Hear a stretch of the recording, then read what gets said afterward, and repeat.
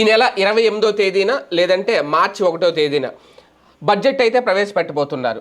అధికారంలోకి వచ్చిన తర్వాత ఫస్ట్ టైం వార్షిక బడ్జెట్ ఫుల్ ప్లెడ్జెడ్, ఎందుకంటే మన సగం బడ్జెట్ ప్రవేశపెట్టారు, ఫుల్ ప్లెడ్జెడ్ బడ్జెట్ ప్రవేశపెట్టబోతున్నారు. అయితే ఆల్రెడీ మొన్న నరేంద్ర మోడీ గారు బడ్జెట్ చూశారు. కేంద్ర ప్రభుత్వం విడుదల చేసిన బడ్జెట్ మీద పెద్దగా ఎప్పుడు చర్చ జరగదు, కానీ మొన్న చాలా పెద్ద చర్చ జరిగింది. కారణం ఏంటి అంటే వేతన జీవులకు భారీ ఊరట లభించింది.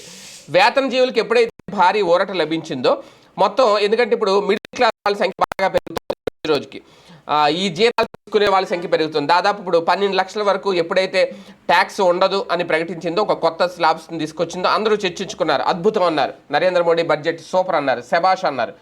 అయితే ఇప్పుడు రేపొద్దున చంద్రబాబు గారు కూడా శభాష్ అనిపించుకుంటారా? మోడీ శభాష్, మరి బాబు గారు కూడా అనిపించుకోవాలంటే రేపు బడ్జెట్లో ఆ ప్రభావం కనిపించాలి. అయితే పన్నుల గురించి ట్యాక్సుల గురించి కొత్తగా ఇచ్చేది ఏముండదు ఇక్కడ, అది కేంద్రం చేయాల్సింది. కానీ ఆంధ్రప్రదేశ్ బడ్జెట్లో ఎలాగ ఉంటుందంటే రాష్ట్ర బడ్జెట్ అంతా కేటాయింపుల మీద ఆధారపడి ఉంటుంది. స్థానికంగా వీళ్ళ వేసే పన్నులు వీళ్ళ చేతిలో ఉంటాయి కాబట్టి వాటిని తగ్గిస్తారా లేదు అనేది ఇక్కడ కీలకం. కేంద్రం చేసింది, కేంద్రం తగ్గించాల్సింది తగ్గించేసింది. కానీ ఇప్పుడు రాష్ట్ర ప్రభుత్వానికి ఇప్పుడు అతిపెద్ద సవాల్ ఏ స్థాయిలో ఉంటుంది ఏంటి అనేది ఆర్థిక మంత్రి పయ్యావుల కేశవ్ ఇప్పటికే దాని మీద కసరత్తు చేస్తున్నారట. ఏ కేటాయింపు చేయాలి, ఎందుకంటే ఎంత కసరత్తు చేసినా రిలీజ్ చేయాల్సింది ముఖ్యమంత్రి చంద్రబాబు నాయుడు గారే కాబట్టి ఇప్పుడు అదే చర్చ అయితే నడుస్తుంది.